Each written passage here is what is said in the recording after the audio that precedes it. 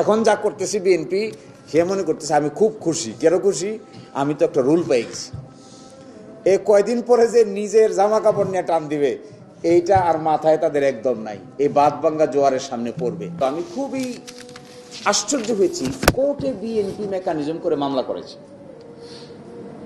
আচ্ছা, এত কাঁচা মেকানিজম কেউ করে যা সব বোঝা যায়, সব দেখা যায়? আমার মনে হয় এদের বুদ্ধি শুদ্ধি কম।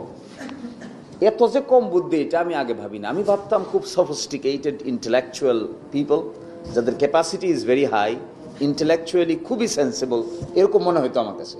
কিন্তু যে কাণ্ডটা কোর্টে ঘটাইছে, দুইটা উকিল ম্যানেজ করছে, আরেকটা চেম্বার ম্যানেজ করছে, নিজেদের কয়েকটা আইনজীবী ম্যানেজ করছে, অ্যাটর্নি জেনারেল অফিসকে বলছে তোমরা অপোজ করো।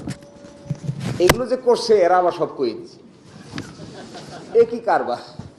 কোর্টে গিয়ে যখন আমরা বললাম যে কি কারণ, এটা তো কোর্টের বিষয় না, এটা তো হলো বিষয়টা তো হলো রাজনীতিবিদদের আলাপ আলোচনা করে বাইরে সেটেল হয়েছে। কোর্টের ফাংশন কি? আপনারা দুইজন বসে কিভাবে বুঝবেন দেশে বিপ্লব ঠিক হয়েছে না বেঠিক হয়েছে?